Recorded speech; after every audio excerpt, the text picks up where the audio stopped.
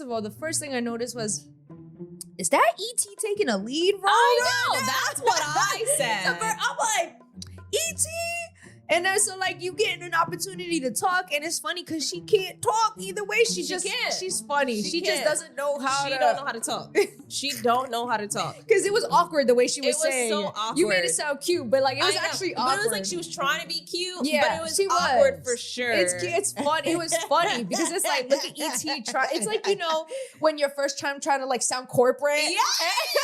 It was even that. She was really trying to sound mature. Yeah. Like an adult. This the kind of beat to go, this the kind of beat to go, this the kind of beat to go, rock, top, top.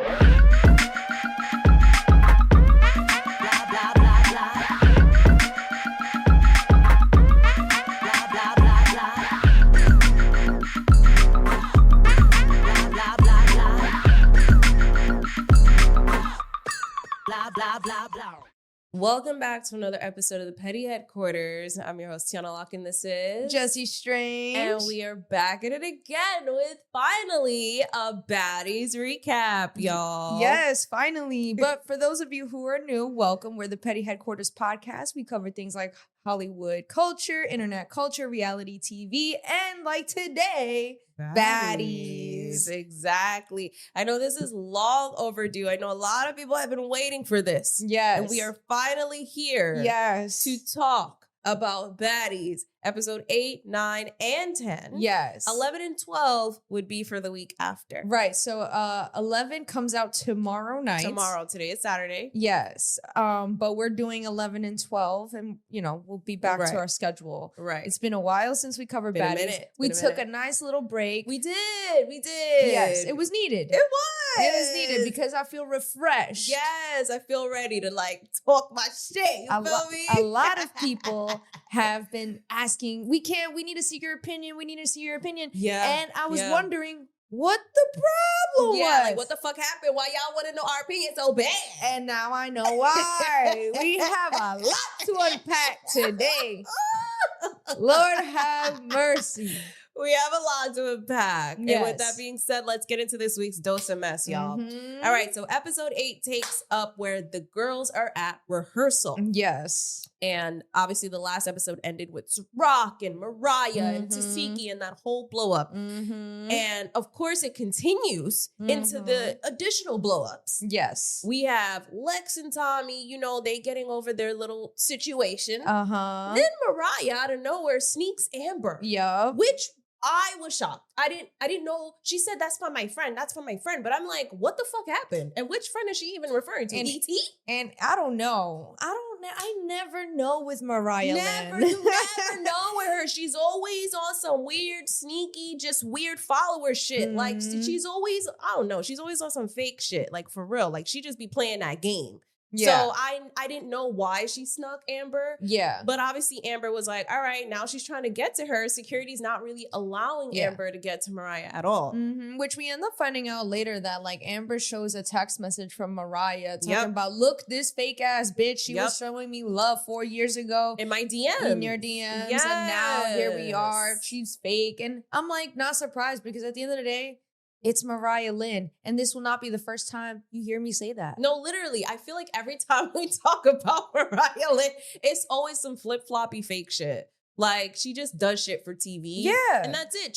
They cut her the check and she does her job. Exactly. Literally. She literally does her job. I have nothing else to say about Mariah Lynn other than that was her doing her job. And so her job is to be fake. Yeah, exactly. And Biggie tells Ciroc that she hurt her toe, which was like a big thing. Yeah. Because like she had to perform and she couldn't get her feet done, which I thought was mad funny. That shit was mad funny. I started cracking up. She's like, that really hurt me because, you know, my big toe and all that. Like, you know, I be wearing my feet out, my shoes and my pedicure. Like, that really hurt me. But I was like, yo, what is this? But I'm happy that Ciroc apologized to Biggie. I thought that was really mature of her. Yeah. You know? And it's funny because I end up liking Ciroc this season more than I like Pressure, which I thought it was the opposite because obviously we know Ciroc is the person who came on, snuck Biggie. Right.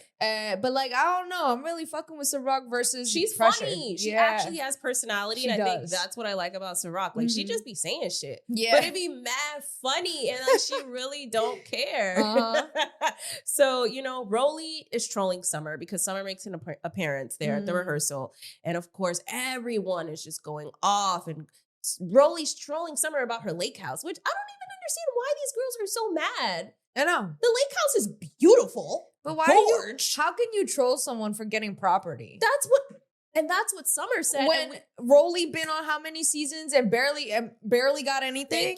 Thank you. And Summer even talks about this in an interview where she looks at Baddies as Baddies, this is cool, but this is not, you know, the end goal. This is the investment that's going to lead to other investments. And that's why she mentions her lake house, because that's one of the things that she talks about. And in this interview, we see a whole different side of Summer where she's talking about her investment. She's talking about her lake house. She's talking about the future that she wants and that she's using Baddies to fuel that. And I think that these girls really forgot this is the point of the show, right? The point of the show is that shouldn't be the main goal. And Summer talks about that so well on this interview, and it's nice to see the growth. And obviously she doesn't show that on Baddies because we know what Baddies is about. But also Summer's drunk on Baddies. Right. All those girls are alcoholics on Baddies because it's kind of like a way to cope with the environment. Yeah. And then like even Killa said it at one of these episodes. She's like, y'all making me an alcoholic. Yes. Because Natalie and Fauna and Killa were talking. Obviously, I'm jumping ahead, but y'all already know because we're mad weeks behind anyways. Right. But, you know, they were talking and she's like, they barely, you know, just got in. She's like, let's cheers, baddies. Like, baddie, shot o'clock. With the champagne. Yeah. Killa's like, yo, y'all making me into an alcoholic. And you know what pissed me off about that scene? They had freshly squeezed orange juice there. Not one of them touched the orange juice. Yeah. You know how mad I was? I was like, I thought you guys were going to have mimosas. No, y'all straight champagne. Yeah. Not one drop of fucking orange juice. And that was freshly squeezed. That was not Tropicana, simply orange. That was freshly squeezed How orange you know? juice. Because there's a difference. I can tell what freshly squeezed orange juice looks like as opposed to fake orange juice. Okay. There's a look and there's a texture. And that looked like freshly squeezed. I'm like, yo, y'all didn't drink that? Yo. Give me some freshly squeezed, please. We know you love your juice. All right. But anyways, yeah. So I mean, going back to the making fun of and like trolling, Tommy ends up trolling Big Legs, talking about something head good. Yeah, I know. She said she got some fire ass head. No, she's got some fire ass head. And that honestly had me weak. I feel like Tommy this whole season is just trolling everyone. Like, she not even getting mad or saying anything that makes any sense. She's not coherent. She's just chatting and trolling everyone. Yeah. Which I'm not even gonna lie, it's making her so funny to me. She's always been funny, but like, yeah. But this it's season, funny. it's even funnier because she's just like, oh. Yeah. She's not getting mad no more. Yeah. Her face. Like, what the fuck is wrong with you, Tommy? Like, I can't. Yeah. But I do want to talk about also how Biggie mentions that she doesn't like seeing Tesehki fight. And she says this. And, you know, obviously Tesehki's like, girl, shut up. Like, it's not even that deep. Like, that wasn't no fight. And I'm like, okay. So in this moment, we see Biggie actually trying to be a caring, consoling friend. Like, I don't like seeing you fight. But whatever. we also see Tesehki basically saying, I'm good. I don't need nobody basically to speak up for me. I'm good. Okay, so keep that in mind, all right? Because it's like, why didn't you say that when your friend was talking up? All right, we'll save that for the next episode, okay? I feel like we're ready to talk about this. I'm itching. We're itching, but we have together episode 8. So at this point, Tesehki and her friends, they go outside now. They want to go head up with Summer, Tommy, and at this point, Tommy's friend, cousin Treve, is there. And it's a whole big commotion, right? So Treve and Rocky fight, which is funny because up until this point... Can we point... make up another name for Rocky? Oh, like, yeah, I we're don't not want to supposed to say her name. We're not supposed to say like, her I don't name. want to say her name. Balboa. No. Boba. I like that. Boba. Why Like, Boba? because she looked like a boba ball. Like tapioca ball. Boba. I was thinking Rocky Balboa. No, come on. That's the whole point. We want to get away from Rock. Oh, so let's just Rocky. do Dookie. Dookie. Yeah, because she ain't shit. Oh my Or God. Temu. I like that. Okay. We're gonna call her Temu. I Okay. like that. All Okay. right. So Temu, now she's hyped. She's on go. She wants to fight for Tesehki because obviously Tommy, Summer, they're talking shit. Now Treve is there. Now Treve's ready to go. She won it with anybody, whether it's Tesehki, whether it's your friends, it doesn't matter. So now Treve and Temu fight. Mm-hmm. And yo, Temu got her ass handed to her twice, 2 different occasions. And she really wanted to go after the first round. I was like, wow, that's crazy. Like, but you know, I was very happy. It was a nice sight to see because it's like, you came out here really trying to fight Tesehki's battles and doing the most for no absolute reason, which we see more in episode 9. And now, look, like you thought you had that and you in fact didn't, unfortunately. Yeah. So, And you know, this whole scene, I'm not gonna lie to you, right? Like I'm cleaning my room. So like I step away and I come back and all I hear is BBW fight. It's a BBW fight. So I take off my glasses like, who the fuck are these bitches? Cause I don't know any of them. Right. And I'm like, damn, like have I been gone for Baddies that long that I really don't remember the cast? Yeah. And it wasn't until episode 9 where I'm like, and then you clarified. I'm like, oh, we got the outsiders fighting. Temu. Yeah, the outsiders. And Treve, because Treve is an outsider too. Yeah, the she fuck is you doing here, bitch? She is an outsider. The only thing is I respect Treve more because we ain't get no fucking confessionals or anything from Treve like that. This is true. Wait, did we get confessionals from Temu? Yes. When? We got a confessional? She had a confessional? Didn't she have a confessional episode 9? I don't remember. That's how I found out her name. I don't remember. You're probably right. I think that's how I found out her name. You probably right. I think so. Y'all confirm if we got that confessional. If we got a confessional from Temu or not. Okay. Well, so now Temu damn near almost gets choked out by Treve on the ground, which is wild to see. But, you know, at some point, Biggie is inside actually rehearsing with the girls and leading the rehearsal, which is crazy to me because I'm like, how do you have Biggie leading the rehearsal? Where she's like, okay, she's rehearsing. Then all the other girls go up. So you have E.T. and Bahati. They look kind of cute together. Not going to lie. They were sitting and talking. And I was like, oh, y'all look kind of cute together. And then we have Tavy rehearsing. And then she throws shade talking about how she don't fuck with the police. And of course, that's direct shade to Fania. Fania used to be a cop, used to be in the academy, all that. So now Fania rehearses and throws shade talking about Trick Daddy, which we all know everyone calls Tavy Trick Daddy. So now Tavy and Fania are having their stupid little beef during rehearsal, throwing shade at each other. She's like, you sing to me, bitch. You sing to me. Yeah. So now Biggie's just running this rehearsal and bitches are fighting and Summer just won't stop yelling at this point. Like she's outside just talking a lot of shit and she just won't stop. To the point where even other people are like, yo, this is your problem. Like you don't stop, right? I mean, though, and it's true. It is true. But sometimes you gotta chill. But whether you're her friend or not, she doesn't stop. So it's like, and I love that she clocked that with Dolly and even Tommy. You see it time and time again in the next few episodes. She's like, it wasn't a problem when I was your friend to Dolly. So now all of a sudden it's a problem. Yep. She ate with that. And even Tommy, you see her actively as a friend dealing with someone like Summer who don't know how to shut up. So now at some point we see Tink trying to drag randomly too, because none of this is making sense. None of this is too flowing. chaotic. It's very chaotic because it's not flowing, so none of it makes sense. Now this is like really all over the place. So now Tink, because I guess she had her little beef with K-Rican, right?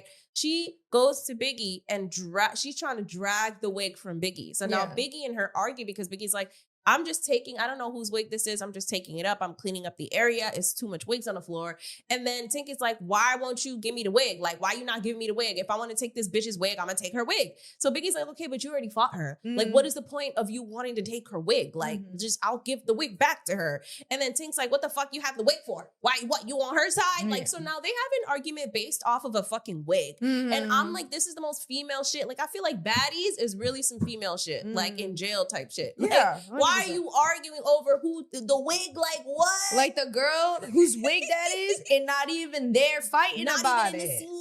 Not even in the scene. But I also feel like Tink be doing that. You know what I mean? It's so funny because people are so quick to talk about Biggie's this, Biggie's that. But Tink is also mad annoying.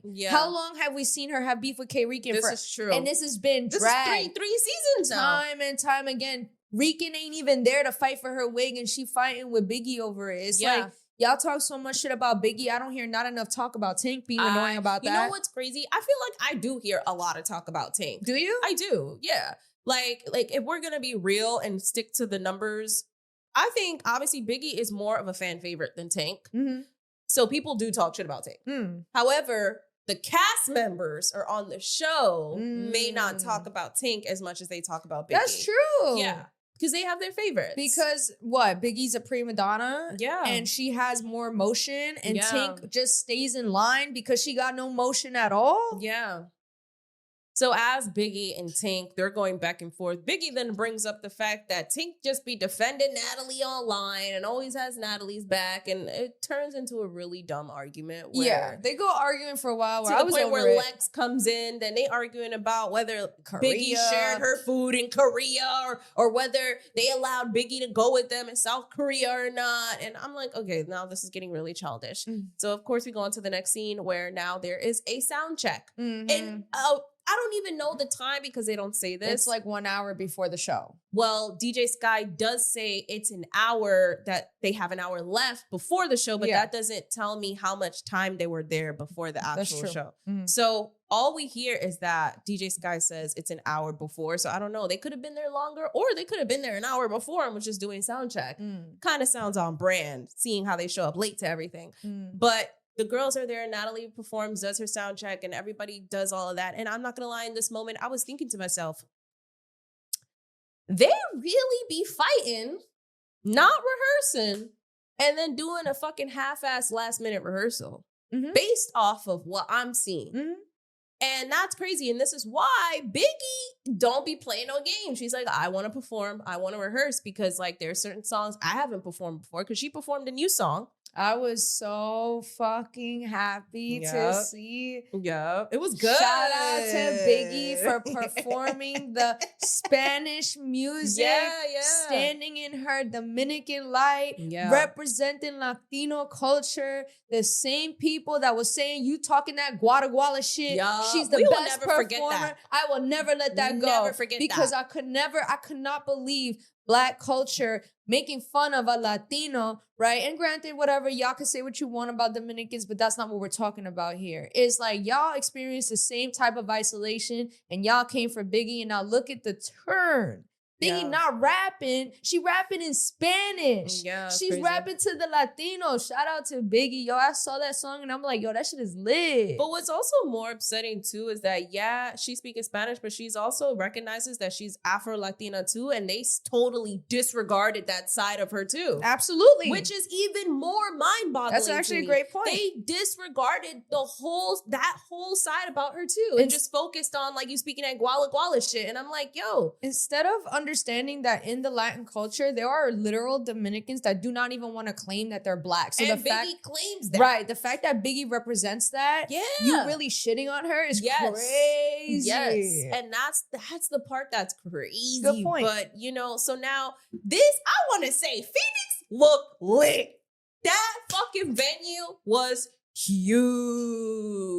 I'm not gonna lie, I wouldn't mind being in Phoenix just for the shits and giggles. Hey, I mean, since you're stating your opinion, go ahead. I'm gonna be mad at the end of the night, but shits and giggles, we're gonna be like, yo, I got it was lit. I ain't gonna lie. One thing about that venue that I did see, it did look big. Yeah, it looked crowded. But one thing I couldn't help but notice, which is something I've been looking at for a while, is a lot less people our age and a lot more younger folks. That's true. I noticed a lot of young faces, and I'm like, damn, when did Baddies become like a young kid thing? Like, it used to be people our age. Yeah, there were younger folks, but it was a particular crowd that would come. Yeah. Now it's like giving teenage bop type shit. Like I see mad young kids. It giving 18-year-old. Why you say bop? Yo, Disney bop. What is that? Teenage beat bop? I know what you're talking about. Kids bop. Kids bop. I'm like, yo, what is Kids Bop doing in the crowd?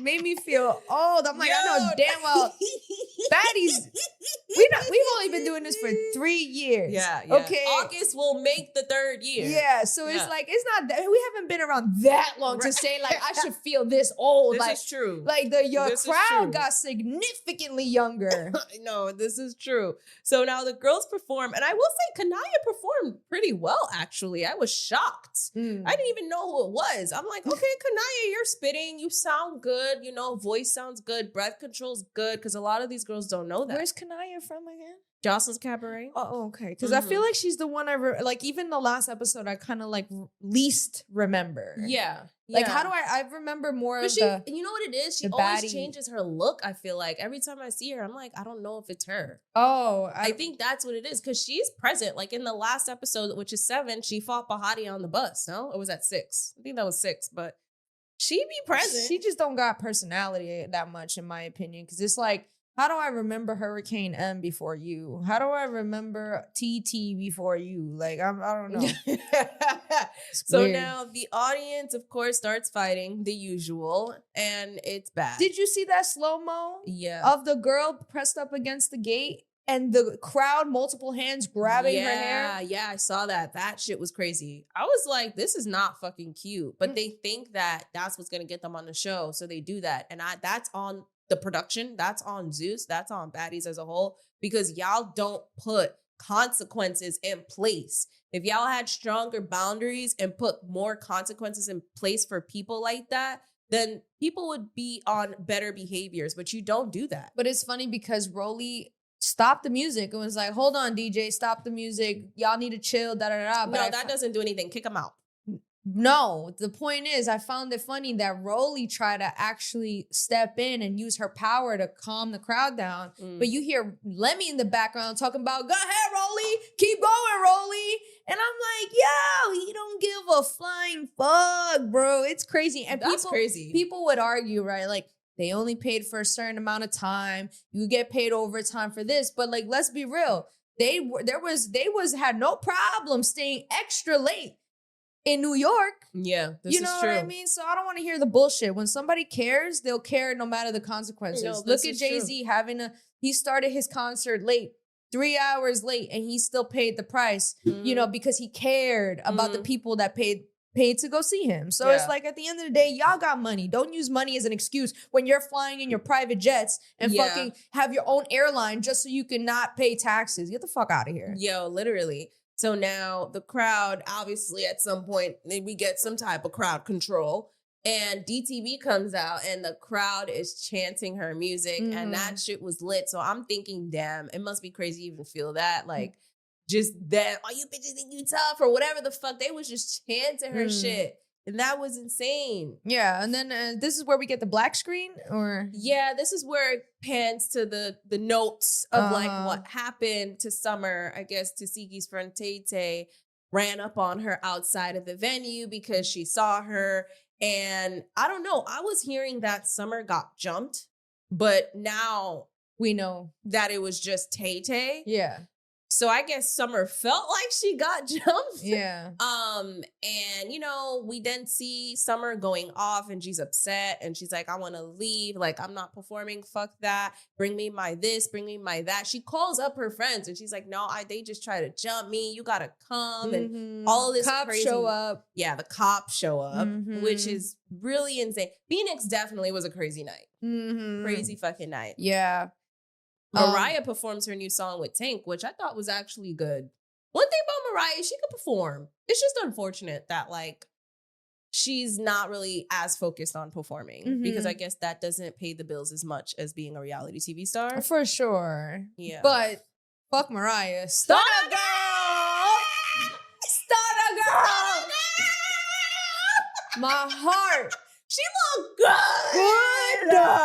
In all caps, my note says so fucking good in that blue and yellow. Yo, she looked fucking good. She ate the fuck down. I was like, Stunner girl, when I saw her pull up, I literally yelled at the screen. I didn't care about nothing else until she yelled at the screen. You know better, so you did better because I'm more of a real my pussy wetter. Period. Oh my God. Stunner girl came up and I was like so happy. I was like, this is what the fuck we need. And she does Clock this. So that. And she's smart with the way she's showing up on Baddies this season. She's showing up solely as performer, and she's having her fucking way, period, as she should. As she should. As she should. She performed, and I know that crowd went fucking wild, yo. And of course, after her, Biggie. Biggie always turned shit up when she Performed her new song. She did. And then they had a special guest, Skilla Baby.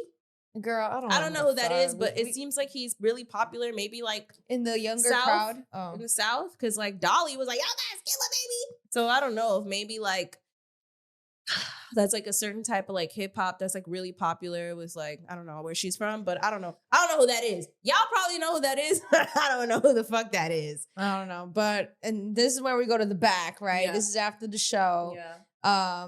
Biggie apologizes to Nat. Yes. Publicly, and Nat appreciates that because she already apologized. She says that Biggie already apologized privately, which is why she ended up on the show on the performance. Yes, performing. Yeah, she ended up performing, but she appreciates her making the effort to do it on camera as well.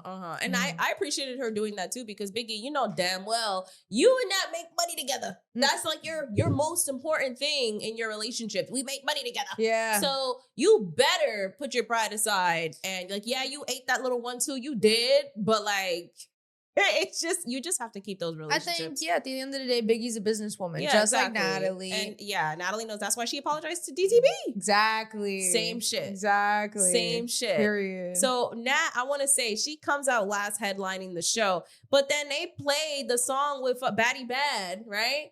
Because first was Doing What I Want, then Baddie Bad with Lemmy. And Lemmy started rapping, and I'm like, ain't nobody care about Lemmy part. That's literally how I felt. It's like, ain't nobody coming to see you, Otis. The fuck? That pissed me off. I'm sorry. He just went, like, what are you saying? I got me so mad. I was like, let me move. I ain't gonna lie, yo. I'm over him. We're moving on. Yeah, moving on. So then we get it's 4:30 in the morning. Yeah. Right. Tommy says that her cousin got too drunk. And her and Summer start fighting in the hotel room. They was fighting in the hotel room. Glasses thrown. Yeah. Blood is everywhere. Yeah. And cops show up. Tommy talking about So now there's a live, I guess Tommy had went live during this situation. So they played that live clip on the show, showcasing like what happened. So you see Tommy talking to the police officers. Yo. And I love how the code switch was immaculate. Insane. She's really good at it. She switched up the tone of her voice so quick when talking to them damn cops. Yeah. It really reminded me of like what my family member was telling me about how when he go to the hood, they really don't talk and they really be lying. It could be blood and glass everywhere, bullet holes, and they be like, I don't know. Yeah. It wasn't me. So she sobered up real quick talking to them cops, talking about no, nothing happened. I think she made up a whole story and it made sense. Yo. It made sense. You could tell she does that. She does that. Yeah. She's a professional. That's what she said. I go to jail. She said, I'll fight. She said, Summer talking too much. Was she a storyteller? Yo, that had me weak because I'm like, no, for real. Yeah. And I could understand being annoyed with Summer in that moment because it's like, damn, even in front of cops, you still talk. Yeah, like shut the fuck up, like, shut bitch. up. Like, I get it. You know, that's you. But when we're in a serious situation, there's cops involved and we're trying to like get out of this sticky situation, you need to shut the fuck up. Yeah. And Summer, she was just chatting. And that goes to show you, right? Like, again, Summer is authentically herself. Literally. Even when you're her friend, she talks too much. Yeah. And that's just it. So when Dolly talking about you don't know how to shut your mouth, it's like she never did. Yeah. And she never did. So I don't know why you saying that as if that was ever an issue before. Yeah. So now Tommy clearly handles the cops really well, gets them to leave, and that's when she going off on Summer. Mm-hmm. But then you get the little note from the screen that they got evicted from the hotel.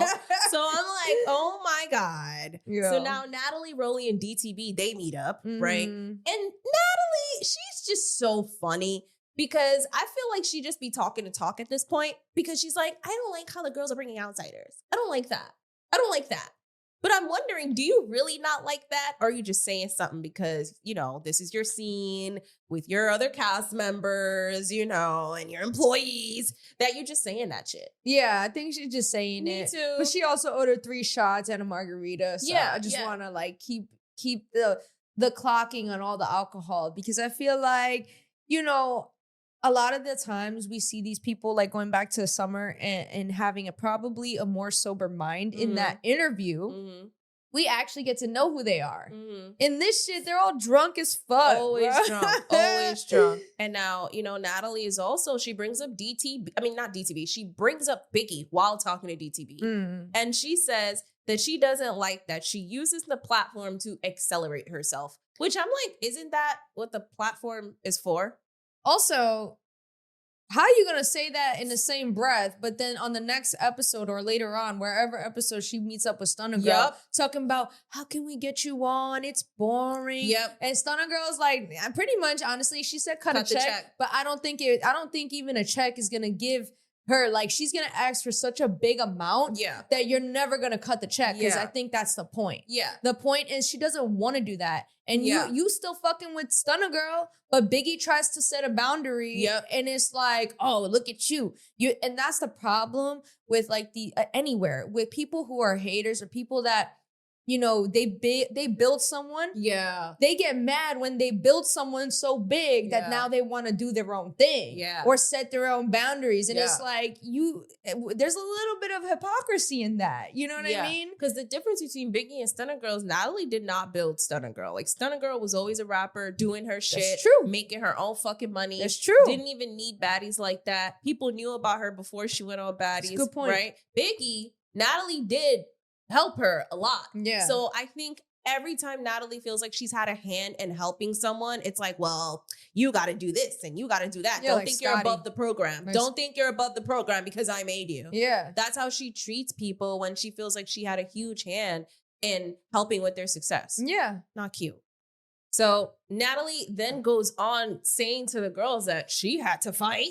So she feels like Biggie needs to fight, and she still has to fight. Like, she even recently had to fight DTB. Like, she's always having to also get in the field. So I was like, Biggie, you're on a platform where you need to get in the field, and you don't do that, and you act like you're big in the program, which is why she said you act like a diva. So that's where this conversation is going. It's so funny because this scene, it reminded me of a story that our friend recently told us about how she finally started doing her own thing. And people were like, oh, but you ain't bring us. I made you. And it's like, it's funny because it really be on some hater shit. It really be on, because like it's easy to look at Natalie's like, why would Natalie hate on so-and-so? But because it's like Natalie obviously does better. But like it still comes off as a hater. Like you want them to still be under you, because it's like so funny, because it's like it's fucked up. Like you know, you should kind of want people to do better so you can do less. So you could do less. But it's weird because she be rooting for Biggie, but then she'll say stuff like that. You think she just says it for the cameras and for the sake of the show? Like she doesn't really mean it? I think she says it because Biggie can be annoying. And a diva can be annoying as fuck. Especially like, you know, like Biggie is a crybaby. And she's a whiny baby. So I can see that. But it's like, I guess the way she be acting as if like she don't want Biggie to be bigger than the program or something. It's exactly that. But then, you know, I feel like with this scene, it just reminded me, if you don't know what this show is about, now you know. Because it's about fighting. It's about fighting. Plain, short, and simple. Because the way Natalie's talking too, like in order to be on this show, you have to fight. That just tells you what the show's about. Natalie's not right, because at the end of the day, Stunna is living proof of that. And she's like, yeah, I'm not coming in. And then Natalie tries to convince her, but it's boring. You see how she tried to play cute. Yeah, she tried to be cute. To play cute. That's what I'm saying. She's like, but that's boring. No, you're really trying to have Stunna fighting for her life. She really and even Stunna said it was like, yo, people clout chasing. There's too much drama. Too many girls. Everybody, all these girls just want to fight. You lose the point. There's not enough artists. There's not. And she clocked all of that. It's true. Everybody's fighting for their life. Right. So it's like, you know, it's so funny because it's like the same way she's begging Biggie to fight, the same way she's begging Stunna to fight. And it's like, you don't have to fight. Because look, Stunna is an example of these CEOs can tell you all they want that they need you to fight, but you genuinely, as long as you're good at your craft, do not need to fight. You don't. And Biggie's also an example of that. 100%. So now Ciroc and Egypt link up and basically talk about the situations that happen with like Summer, Tesehki, Kanaya, whatever. They all come in and they're all talking about the same shit in that one little scene, recapping their stupid situations and altercations. Then we get to Tavy and Pressure sitting down. And I'm just so over this whole thing with Pressure because I thought it was done. I'm not going to lie, I thought it was done. But then Tavy confronts her like, you talked about my kid. And I just don't appreciate that. Pressure claims that she didn't. I don't have receipts of where she did speak about her kid. So I'm not even going to speak on that.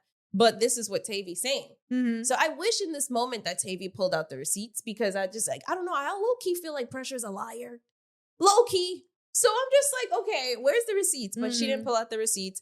Pressure is literally just playing her, trolling her. And then they eventually get into a fight, right? And they get into a fight multiple times. Wigs are thrown. Like Tavy's throwing Pressure stuff off the fucking roof, wherever they are. And yeah, pretty much that is where that episode ends.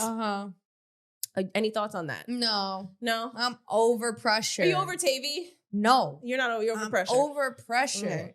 I ain't gonna hold you. Like, every time I even write this girl's name down, I'm like, bro. Yo, that's why Ciroc said if she come on talking, you just hit her. I understood that. I understood that. Boom, boom. Because it's like, I don't know. I feel like, you know what it is? It's like Pressure thinks that just by fighting, that's enough to be a baddie and the star of the show when really you're giving me the fucking ick. You remind me of E.T. on her first season that just kept fighting with no personality. Don't talk. You just, babe.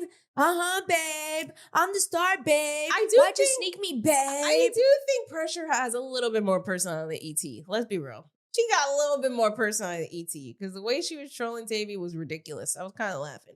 But I agree with you in terms of... She's annoying. Yeah, I agree with you with that. But I do have a question. Like, why do you think someone like Biggie becomes the responsible adult when it comes to the show Baddies, especially when like she's also a part of a dysfunctional ass show? Because she has a clear head on her shoulders. Right. Yeah, like she's not a fighter one too. So like if she was, would it look differently? Probably. Right. But she doesn't want to be. She doesn't have that in her personality. She doesn't want to be. Like some people don't want to fight. And that's a real life quality. Like that's a real life quality. They would much rather run. They'd much rather like throw something before they fight in the paint. Like that's just what it is. So it's like people like that, like, you know, and I just feel like imagine somebody trying to change who you are. Like, you know, and Biggie's not that type to do that. She's not a follower. So I just feel like naturally it comes, she sees the vision. She knows she secure her seeds in other places where it's like fighting doesn't bring anything to her. So it always comes off as she's the responsible one. But in reality, she actually is just as much of a crybaby as a lot of these girls. The only difference is there's so much more dysfunction that it makes Biggie look as responsible when it's like Biggie's also has a lot of things I can criticize. She doesn't, you know, she does gaslight girls. She does. She doesn't take accountability. She plays stupid too. She'd be like, what do you mean? You know, I just want to have fun. You know damn well what you're doing. You play stupid a lot too. So it's like, you know, Biggie, there's a lot of things we can't criticize her for. But that's the same thing as what we'll get into when it comes to Krishan and Tesehki. When you have someone who's more dysfunctional, it's easy to look at the one who's a little bit calmer and a little bit quieter as the better one. But they're just as bad. Yeah, this is true. I mean, yeah, shit. I don't even want to ask my next question because let's just get on with it because I feel like it's going to come up later as we head into episode 9, y'all. As we head into episode 9. Y'all, I have been on one since last night. I was on the phone telling Tiana how I felt, so I cannot wait to get into episode 9. I have so much to say. I'm so sorry it took us this long to get here. Yes, let's get into it. All right, so Scarface meets up with Bahati and Neek, right? Two poor decisions. Now, this is a great play on words because it's actually meaning pour, like pour the water out. shit. but decisions, but it's still poor decisions, Yeah. right? So I was like, oh, that's cute. So now Bahati, I thought it was so funny as her and Neek walk in, she's like, I want some food. And I'm like, girl, you know you're not getting no damn food. Yeah. First thing ET talking about order some shots. Mhm. Order some shots. There was no food ordered. And then ET tells, Bahati and Neek, I invited, TT and Hurricane. I want y'all to talk it out, It's so funny because you make it sound cute, but I'll be honest with you. First of all, the first thing I noticed was, is that ET taking a lead role? I right know. now? That's what I said. I'm like, ET? And then so like you getting an opportunity to talk, and it's funny because she can't talk either way. She's funny. She just can't. doesn't know how She to. don't know how to talk. She don't know how to talk. Because it was awkward the way she was saying. so it. awkward. You made it sound cute, but like it was I know, actually but awkward. it was like she was trying to be cute, Yeah, but it was she awkward was. for sure. It's fun. It was funny because it's like, look at ET try. It's like, when your first time trying to like sound corporate. Yeah. It was giving that. She was really trying to sound mature, like an adult. I was Like she didn't. She wanted to make it sound like that, so you could tell they spoke to her about that. Because I 100%. feel like the real her would just be like, y'all gotta fight. yeah. And she says it she's like, y'all wanna fight, y'all can fight. And she goes, I'm just kidding. But she's like, I love a good fight. Yeah. And I'm like, oh my God, ET. Talking about, I just want y'all to talk about the issue. Yeah. Like put it in the past. I'm like, girl, what? Like, did you practice that in the mirror?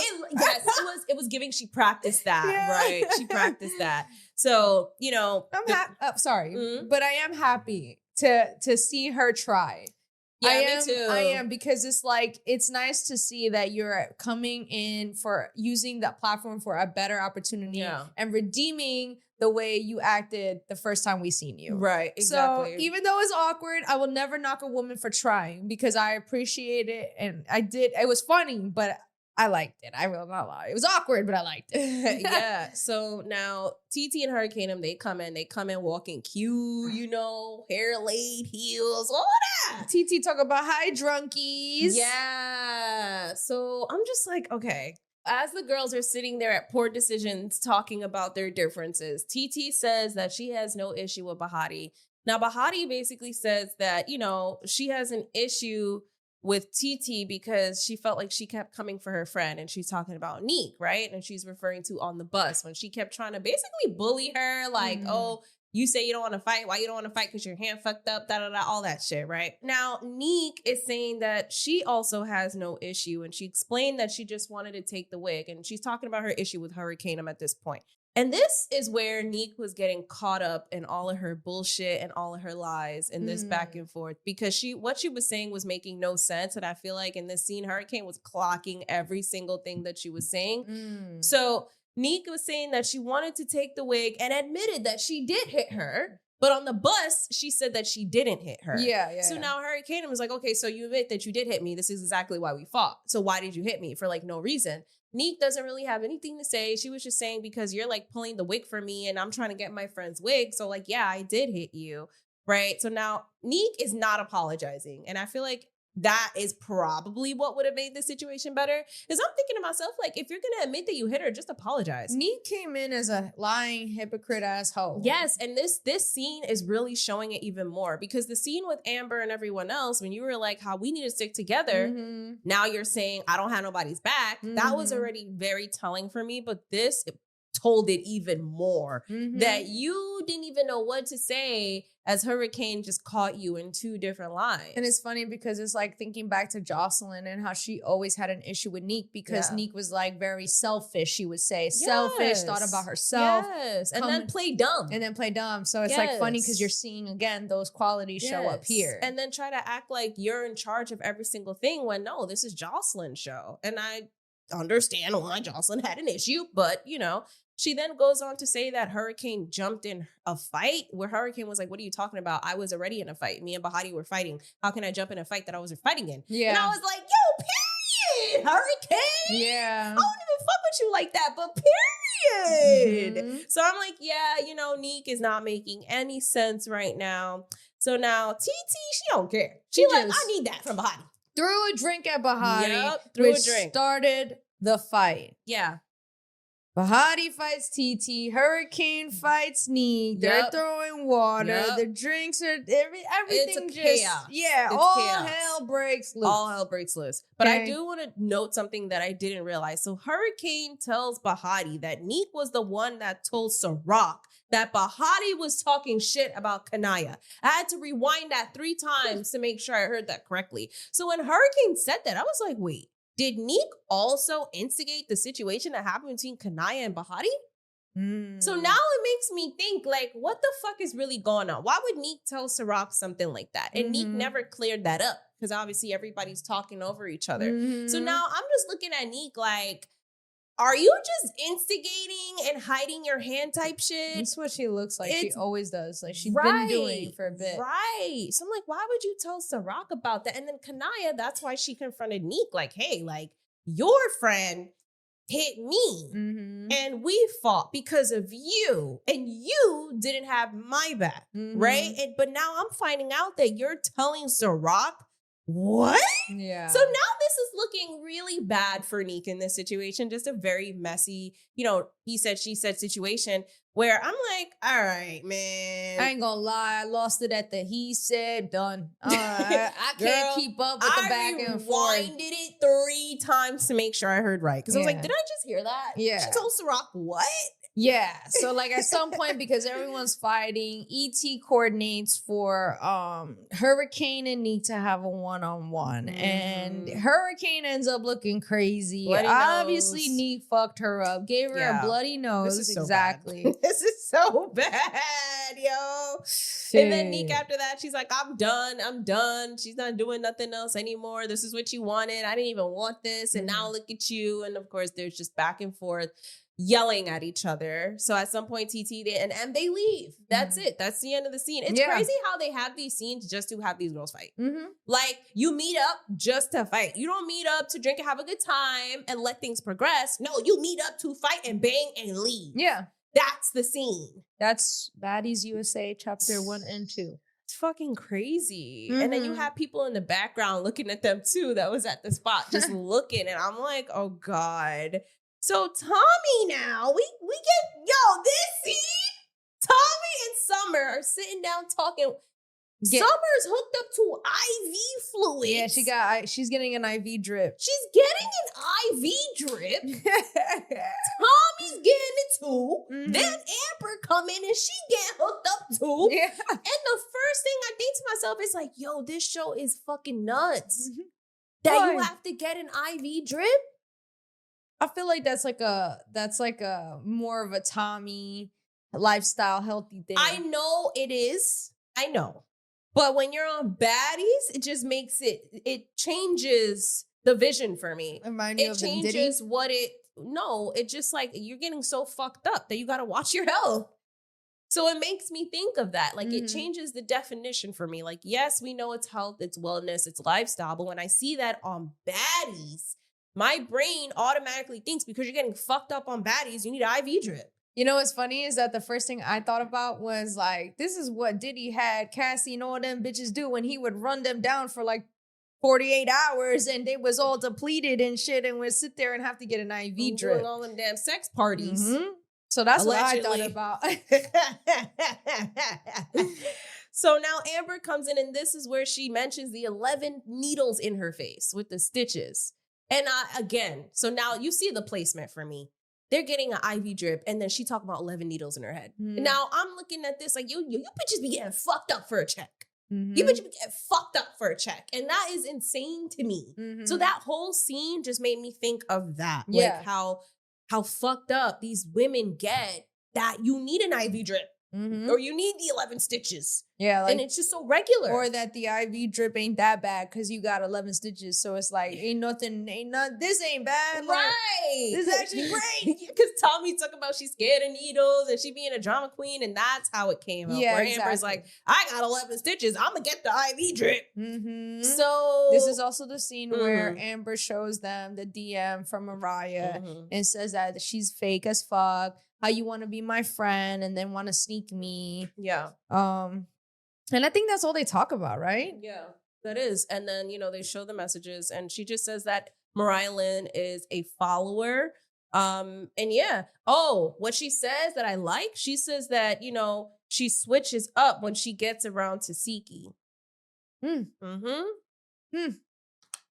same thing that was Temu was accusing Biggie of doing. Right. But we'll get to that in a few. I think it's interesting how Mariah can hide behind whatever demeanor that she literally gives everybody. And I'm like, how are you letting Mariah Lynn slide?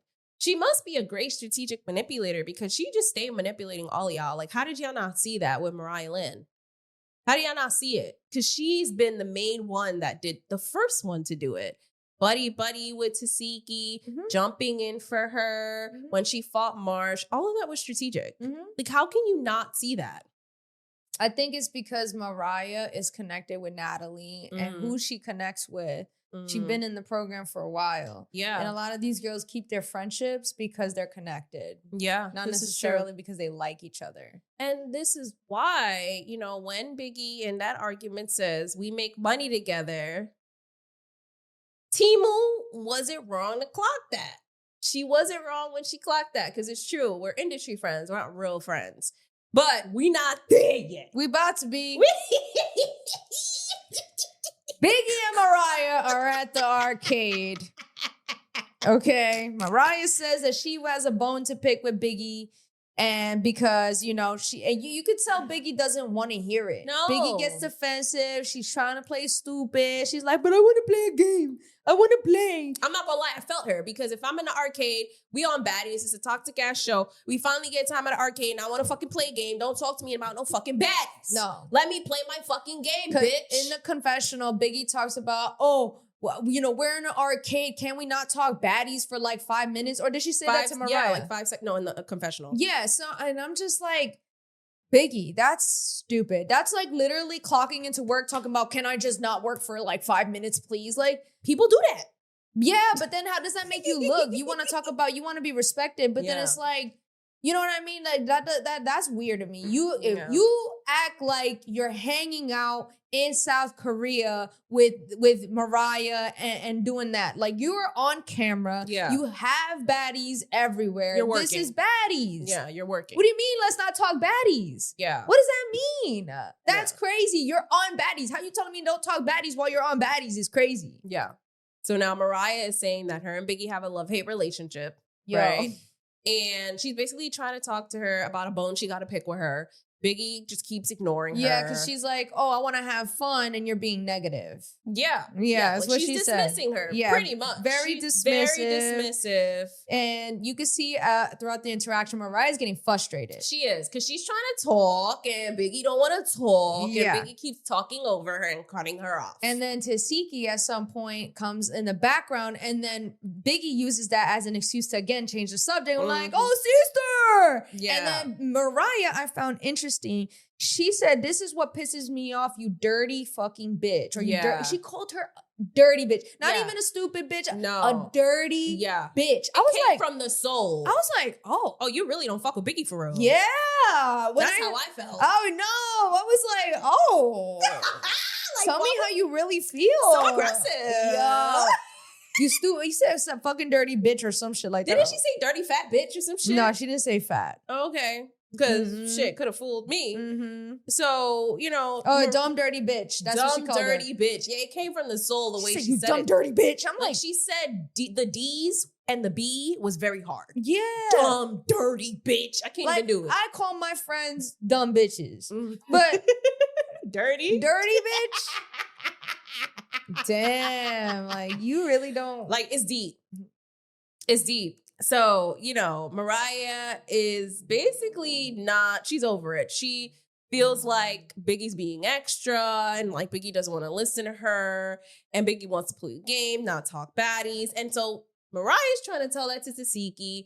Biggie's trying to tell that to Tesehki, and they're just kind of talking over each other. But then Mariah's like, let's go outside. We have snacks. When she said that, I was like, this is weird. Feels like a setup. You have snacks? Yeah, I was confused about that too. Like, why did you not just have this conversation here? And this goes back to the same thing. You know how they don't have fights in the house anymore? They're like, let's go to the yard. Yeah. Let's go to the bonfire. Yeah. Let's go to the beach. Yeah. Because the crowd is too big now. Yeah. It's giving, let's go to the back because I'm not trying to fight here. It's giving setup. Yeah, 100%. That's why Tesehki said she thought Mariah was gonna fight. She didn't think her friend was gonna fight. Because the setup was supposed to be for Mariah. That's why Mariah started the scene. So they go outside, and now they're arguing over salad. So now I'm over it. That's shady, though. That was shady as fuck. I That's got you a shady. salad because you said you was working on your diet and your weight. And then Biggie's like, what the fuck am I going to do with this? So now they arguing over the salad. Then she's like, I got you 2 dressings. That's all you need. Yeah, that was rude as fuck. That's your friend? Yeah, That's your friend? She said, you fat, dirty bitch. Fat, dirty, dumb bitch. You eating a salad, bitch. Yo, That's what it was giving. that shit was shady. She's always shady. Always shady. So now this is where Mariah starts her conversation. She has a bone to pick with Biggie. She feels like she doesn't have her back, which is so fucking stupid. Bringing up Ciroc. When Tesehki already fought Ciroc for you, so why the fuck are you in Biggie's face? So this is what starts the conversation. Then you got Tesehki's 2 friends there. Wait, I didn't even get to the friends yet. No. Because why the fuck are they even here? Why do I see them in my face? Yeah, Temu and the other one. What the fuck? Girl, when I say that they have gotten so fucking lax about bringing these bitches, random fucking Temu ass baddies into the fucking $2 scene, hoes. probably not getting paid. And you know what? Lemmy don't got no problem with it because you working for free, you dumb fucking stupid ass bitches, fucking doing all this for what? For the possibility of getting on the show? You look stupid. And then you would think that they would come with some fucking valuable shit to come and clock. Right, but no, right. the bitch has the audacity to come and lie. Oh my. All right. So let me set up the scene now, because Jesse getting heated. Let me set up the scene now. Your face turning red. I'm Your getting face emotional. turning red. Calm down. So now we got Temu inserting herself in this conversation, right? So they got a whole fucking scene. Temu is pressing Biggie at this point, and she feels like, why are you and Ciroc friends? Because I'm starting to feel like you set this whole thing up. You guys are friends. You and Ciroc are friends now. Y'all are hanging out now. And Biggie is trying to explain that Tommy is the one that set that up. She's the one that brought Ciroc. I don't understand how I set anything up. And she's even explaining that her and Ciroc are not friends. Ciroc is blocked. But yeah, Ciroc did apologize. But that doesn't mean that we're best of friends. What the fuck are you talking about? So now it gets even further where Temu is saying that she feels like, Tesehki always has Biggie's back. And Biggie's like, Tesehki doesn't have my back. And she says she uses Tesehki as a lapdog. Temu said Biggie uses Tesehki as a lapdog to fight her fights and her battles for her. So now Biggie said she only said that one time, and they bring up the live as an example where Biggie on the live is saying, I'm going to call Tesehki on you because I'm not fighting you. Tesehki's going to fight you for me. Which Biggie apologized. She says that she called Tesehki and apologized for that. And she says that there, she called Tesehki and apologized for that. But Tesehki still never fought for her anyway. So I'm still very confused as to why this narrative is being said when Tesehki actually never fought for Biggie. Tesehki actually hugged Big Lex after Big Lex slapped Biggie. So I'm just very confused how Tesehki is fighting any of Biggie's battles. I'm just confused. Why the fuck this Temu ass bitch ass baddie that thinks she's a baddie coming in here talking to fucking Biggie like that one? Who the fuck are you? Why do you even have screen time? Why, if this is how Tesehki feels, why is Tesehki not talking? Why do I get more personality from her Temu ass friend than from Tesehki? Why do I hear her friend more? Because Tesehki, even when she fucking talks, you can't even understand what the fuck she's saying. All right. It's a show. Let's breathe. I'm sorry. I know you're upset. Continue. Yeah, no, I was really mad because it's the audacity for this girl to come in and say, one, that Biggie's known for setting what up. Yeah, setting that up shit is crazy. setting something Setting up people up. is crazy because it's like Biggie don't even like to fight. Biggie don't even fight. Why Biggie the don't fuck even would she want set to anything talk up? to Mariah about a simple problem. Yeah, don't. What the fuck what are you even say? Did you watch the show? Yeah. Did you watch the show? Like, why would Biggie set anyone up? That's weird. That's always a Tommy and Natalie and Lemmy thing. So I'm Right. just so confused. So that one too pissed me off. And then the audacity for the lapdog to call Biggie a lapdog. Say that Biggie's, treating Tesehki like a lapdog. yeah. And it's Yeah. like, bitch, Yeah. what are you doing? Yeah. What are you doing? Yeah. Now you have Tesehki sitting here watching this all unfold. She's not saying anything at all. She's just watching them talk. And I want to take notes from the future episode of when Tommy and Summer and Treve have a sit down because I felt like it was an exact example of a true friend versus someone who didn't give a fuck. I agree. Because when Treve sat down, Tommy took control and was like getting in between because mediating the situation. Because at the end of the day, she's like, I fuck with y'all both. Yeah. Tesehki is quiet, not saying a damn thing, getting quote unquote uncomfortable to the point where she turns around to Mariah and allows her friend to talk to Biggie the way she does. And even Biggie was like, are you trying to listen to me or are you trying to like have a problem? Yeah. And even in the confessional where Tesehki's like, that was the wrong thing to say to Temu. And it's like, okay, so you knew that. And yet you still didn't mediate the situation. Yet you still playing stupid, which really this whole scene, I'm sorry I got worked up earlier. It's just, you know what it is? I get upset, when people have the audacity when they I don't understand where it's coming from. Where it's coming from. I don't understand. From background characters. You're not even a character. You literally are like a standby. Like, you know what I mean? You're begging to be on the show. This is your audition. You're standby. You're a stand-in, bitch. Yeah, they call you when the other person calls out. Yeah. Like, you know what I mean? So one, it's the audacity that killed me. But two, it's like, it really pissed me off because all this scene reminded me of my take on Krishan Rock. Because we sat here as a collective. Yeah. Looking at Krishan like how, Tesehki's the more mature one. Tesehki is calm. You're probably the one lying. And I was one of those people that was kind of like, I never said that I believed so-and-so. But what I said was, I can see both sides, but I also can see Krishan lying. And when I saw this, I saw a lot of the qualities in which the way Tesehki handled Krishan's situation. Yeah. One, she was being dismissive. Yep.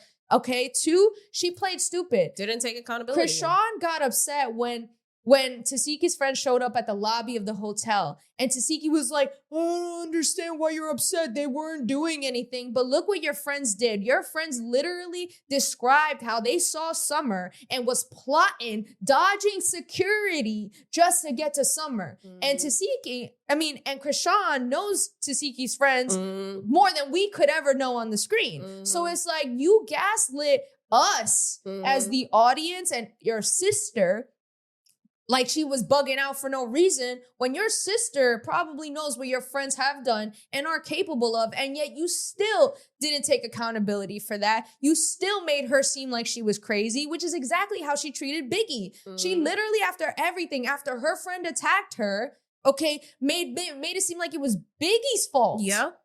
Yeah. It was crazy. And then it's like, it really made me think also like,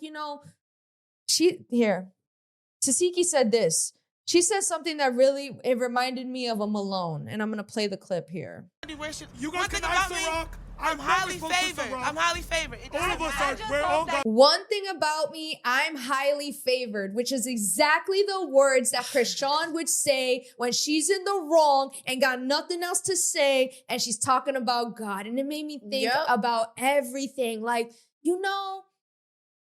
when you take away the first names and you just look at the last name Malone, y'all had the same drug addict mother. Y'all had the same absent father. Y'all had the same fucked up childhood. Y'all had the same thing. So it's a shame of us as people to think that Tesehki is no better or any worse than Krishan Rock. Yeah. I think they are just as bad. She is just as bad. She's just quieter. Yeah. She's just more She's quiet. just quieter. And it's like, you know, this scene really made me reconsider and side-eye Tesehki on a whole nother level. No, literally. Because also it showed that you were never Biggie's friend. Yep. And I know we've been side-eyeing that for a while. Right. But this confirmed it. 100% confirmed it. 100% confirmed that you can't take accountability. Yeah. Talking about, oh, I didn't know she was going to attack you. You telling me you knew your friend for 20 years and that you shit was couldn't, crazy. and you said in your confessional that that was the wrong thing to say to her, but yet you didn't know she was going to attack you. You thought it was Mariah Lynn. Meanwhile, Mariah Lynn was talking to you and your friend was talking to Biggie. And then when she attacks Biggie,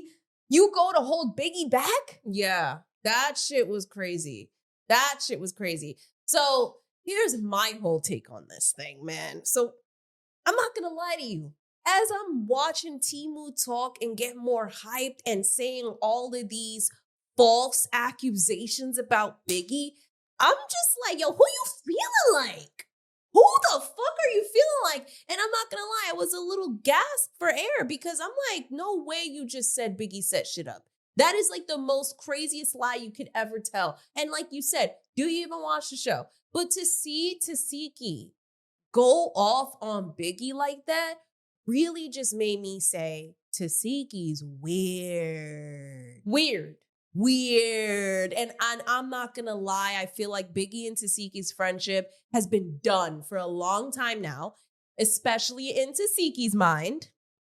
But after that encounter with Biggie is really insane. She's going off on her and all this dumb shit. And at some point, you know, Tesehki does go over to her friend Temu asking if she hit her first because she didn't even believe, she wasn't even listening to Biggie. Biggie was like, she hit me. Tesehki wasn't even trying to listen to her. So then eventually she asked Temu and Temu's like, yeah, I hit her. I think I did. What do you mean you think? That's crazy. What do you mean you think? Now I feel like you a lying ass bitch and you coming in trying to start shit because that make no fucking sense. You think you did? You were very quick to say, yeah, I hit her. But then you tracked back and then you said, I think I did. Right. So now that makes me know that you came in here starting with Biggie because you just don't fuck with Biggie. 100%. You came in here starting period because you know damn well all that shit that you said out your mouth was a fucking lie. Oh, yo. Was a fucking lie. And the thing is that Tesehki was there listening to the whole thing, and not once did she ever interrupt. But she interrupted Biggie. And that's the thing, like even Biggie, you know, at some point, Mariah Lynn still tries to take up her issue with Biggie after that whole thing happened and transpired.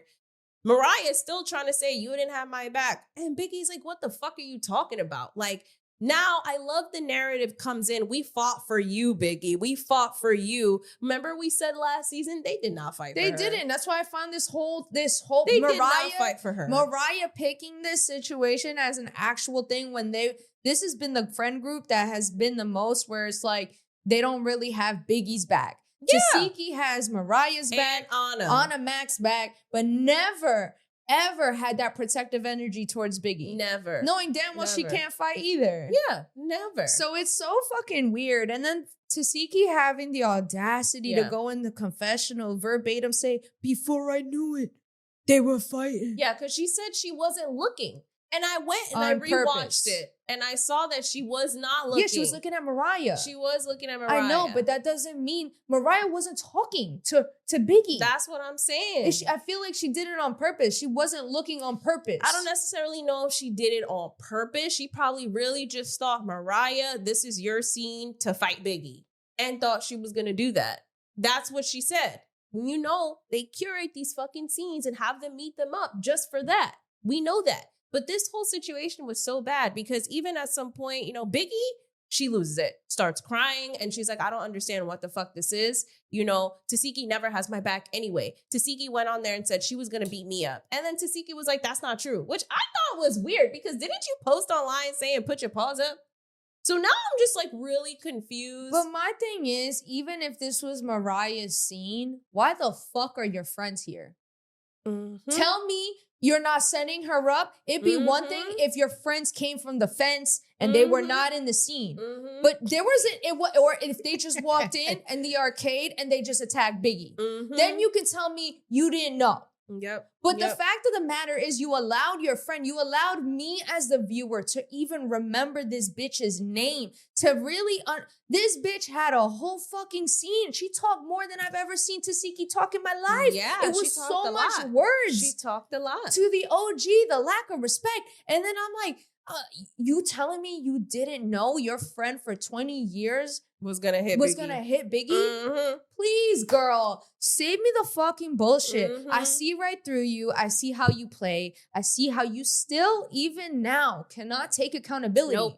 Nope. Even when it was obvious to take accountability, when you hugged Lex, all you had to do was say, I'm sorry. And it was that hard for you. And then you want me to fucking look back at what happened with Krishan and actually believe you?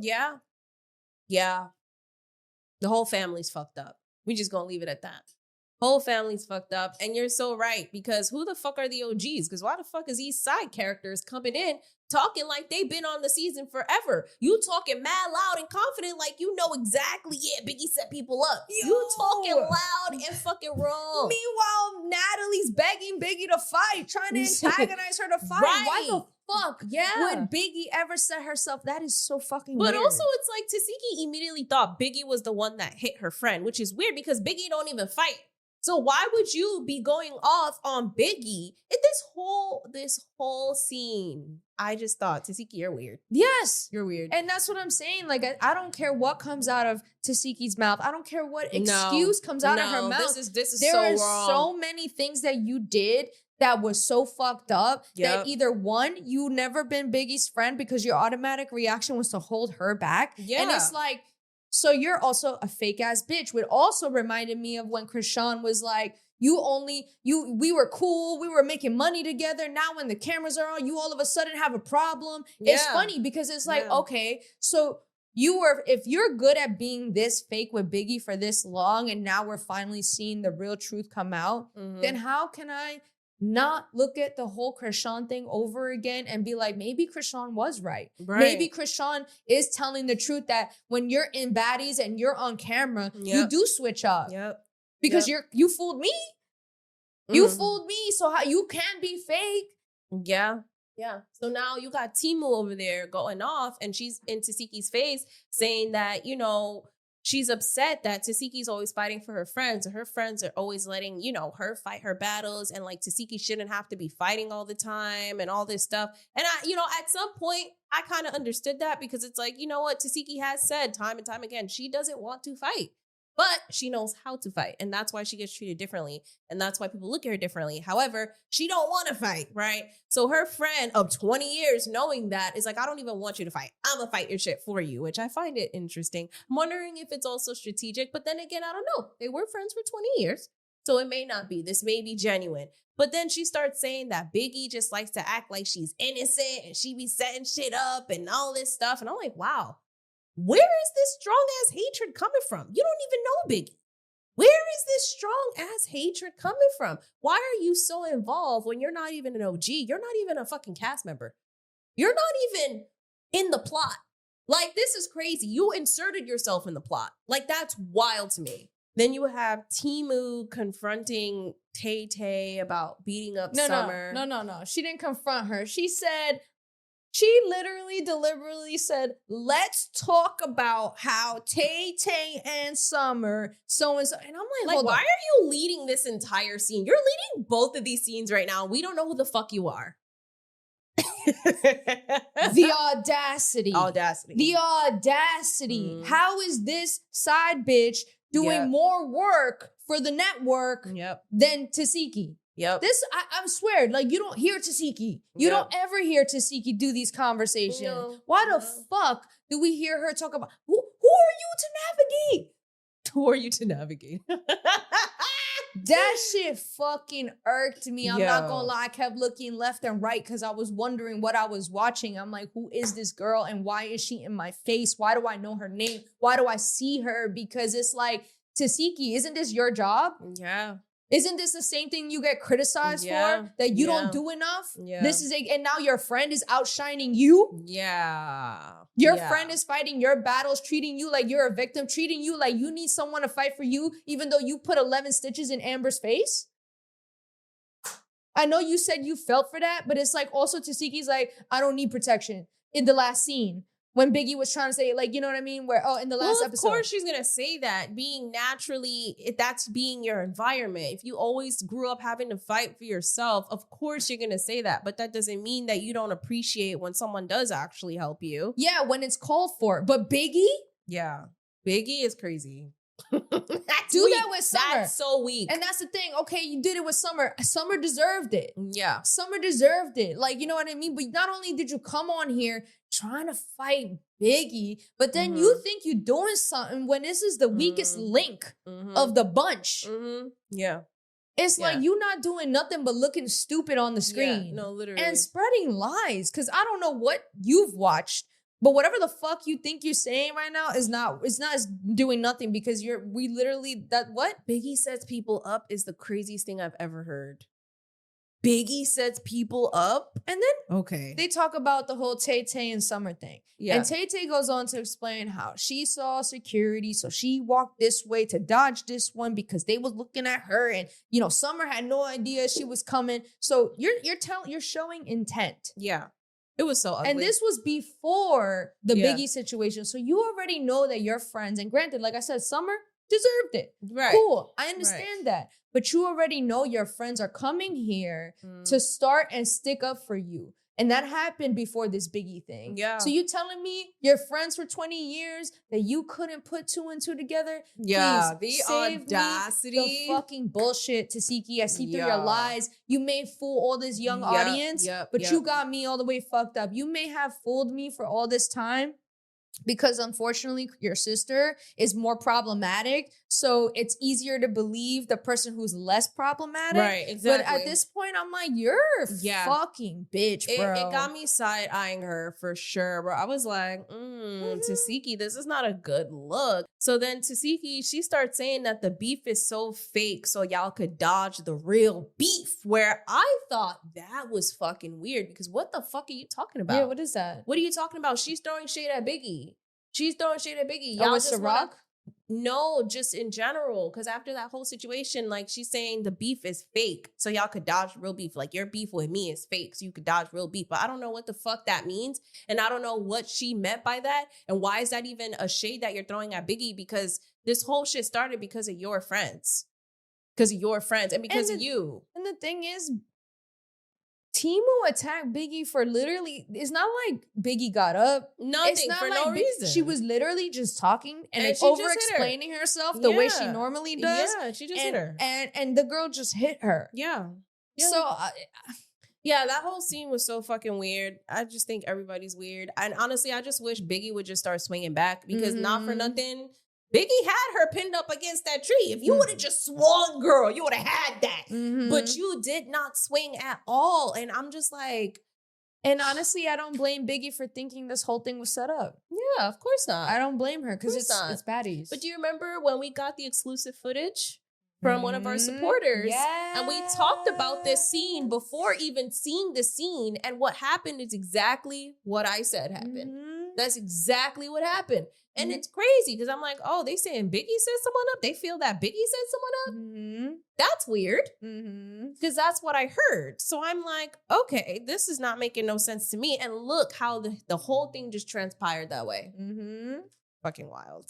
Now this brings us to the next scene that we kind of talked about already, but Natalie meets up with Stunner Girl, right? And Natalie's trying to be cute and talking about how I want you to be around more. The girls complain that you're never around, right? And I love how she tries to make it sound cute, but you're really trying to set Stunner up to 100%. Go into a terrible, chaotic situation to fight, right? Because if the girls already are talking shit about her, basically being haters, like, she's here, she's on the cast list, but she don't be showing up. She only shows up to perform. That's weird. Of course, that's the beef that they're going to pick with her, right? Exactly. So Stunner said that she came there as an artist and she's sticking to that, and that's just what it is. And honestly, she shuts that shit down, And that's it. that's it. That's the scene. That's the scene. And And, then we we already move talked on. about that. And Yeah. we move on. Exactly. Tink, Lex, and Dolly are recapping. Mhm. Tink is smoking her hookah, reminding me of you. Talk about I need to I have always hookah. need my hookah. Yeah. I felt her when she said that, yo. Fauna, Ivory, and Killa, they walk in, Mhm. So And- Killa immediately starts arguing with Tink. coming in hot. Coming in hot. Which is crazy because she also talks about how she can't fight because her face is fractured. Which I was like, what the fuck? When she said that her face was fractured, I'm like, what the fuck happened? And who did you that fight? happened, didn't that happen last season? Her face was like, Really? remember chapter 1? I think her face was already fractured. By who? I want you to keep count. Face fracture, 11 stitches, IV drip. I mean, the list goes on what these girls have to do. And I guarantee the check is not that worth it. I'll be honest with you. Well, they claim that the check is worth it. Yeah, because they come from the hood. So a $10,000 check is worth it to them. It's not worth it for all to deform my face. No, thank you. That's crazy. Yeah, so now you got Lex saying that she don't like Fauna. So Fauna's like, well, I don't like you too. You don't gotta like me. So then they go back and forth. And then Lex is like, well, you had mace on your hands. And Fauna's like, yup. So Lex is like, oh, so you did? So Fauna's like, yup. And boom, those two start fighting. And now Lex Mhm. makes it a thing of, when I asked you about this off, camera and outside of the TV show, Yeah. you lied. Mhm. And now you want to tell me you had mace on your hands the whole time while fighting me? But it's so funny because Fauna in her confessionals, like, I don't think it was the mace because the mace didn't do this to your eye, and pulls True. up the red eye that she had, and it was like a bloodshot Mhm. eye. It's true. Yeah. It's true. She's like, you more mad about the mace or about the eye? Yo, she does say that. Yeah. So then they like fight like 2 to 3 times, and now Fucks Fauna up. yeah, she does. And it's Mhm. like it is what it is. I mean, What the fuck was that shit she put between her mouth and her nose?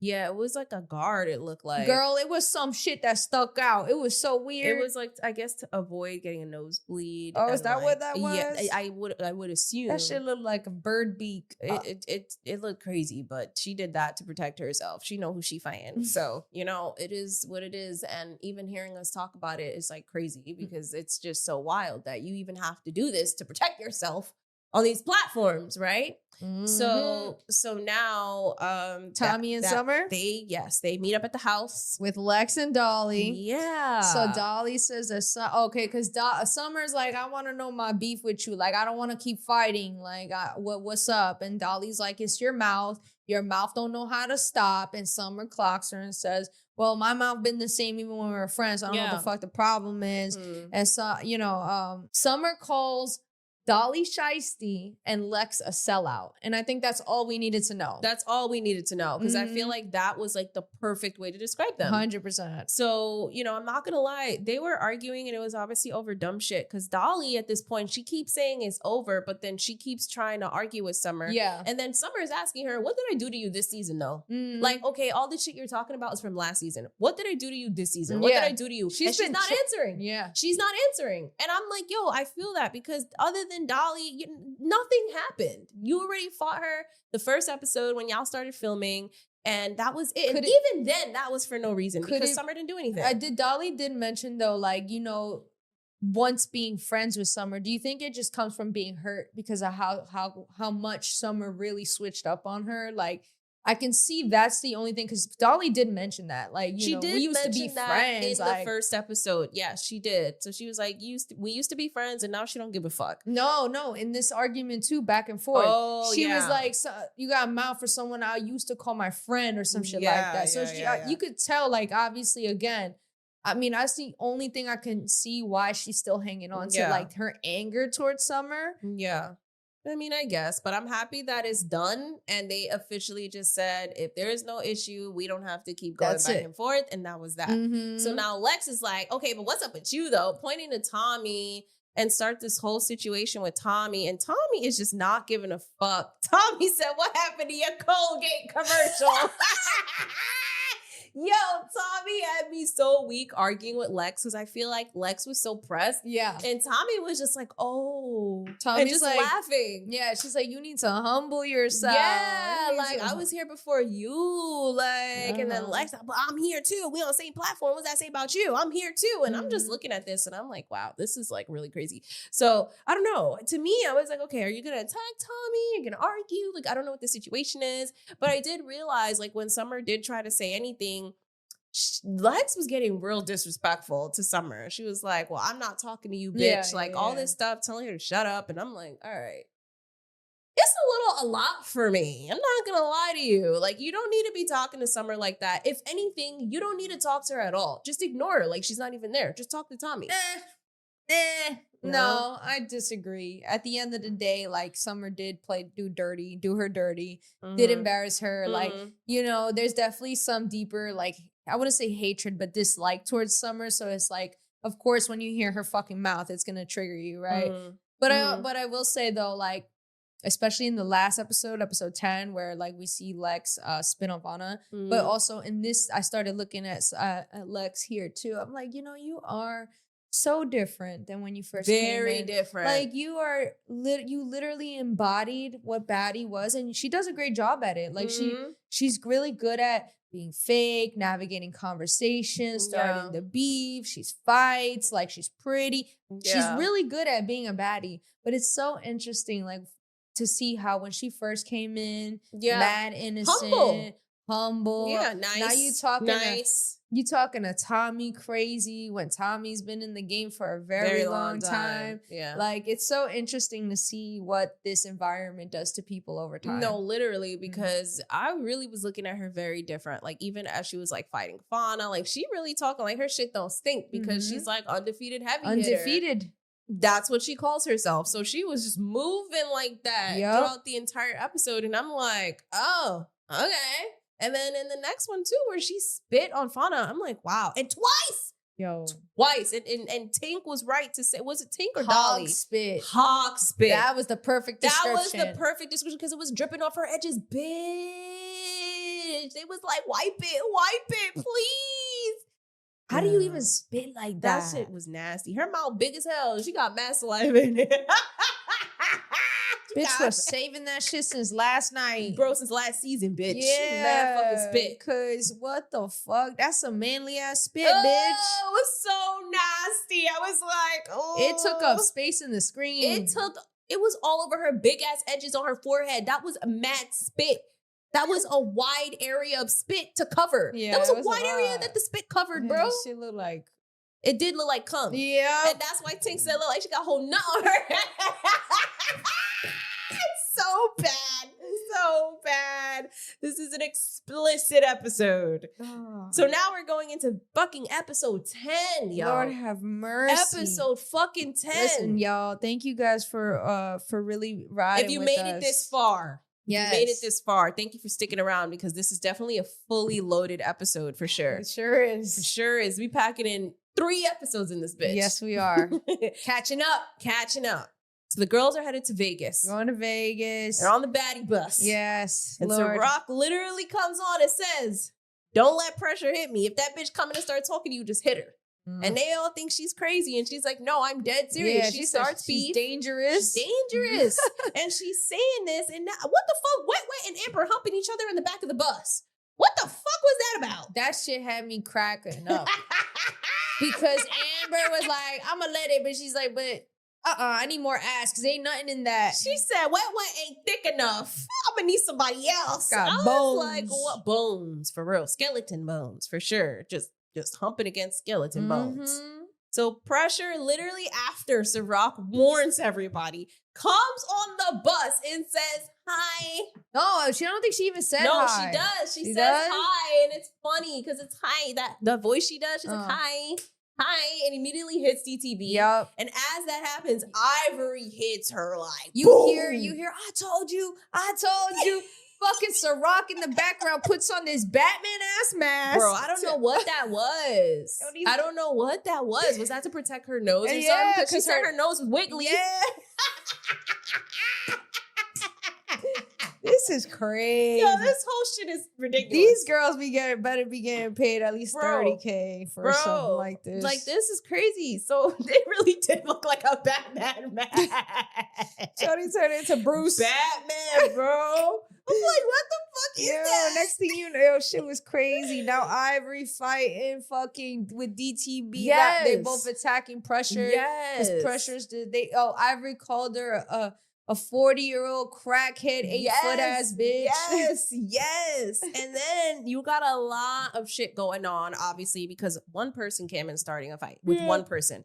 Then that turned into like 4 or 5 fights between several different people. So now DTB, she's trying to sneak Pressure, right? Pressure is yelling, let's fight to Ivory, because now she's upset that Ivory snuck her, even though Pressure be sneaking everybody. So now you got right. So now they remove Pressure from the bus. It was funny when Pressure was so shocked, even though you came in beefing and wanting to fight. It's they sneaky people. Yeah. Then you want to get mad when people sneak you. Right. I was annoyed. I was like, girl, come on, act like you know better. So now they remove Pressure from the scene and she's kind of like off the bus while everybody else is still on the bus. And she's yelling to Ivory, let's fight. Because now she's upset. Mm-hmm. So Pressure gets escorted off and Pressure starts freaking out, starts yelling, and basically wants to fight off the bus outside. Mind you, the bus has not moved yet. They have not started their commute to Las Vegas.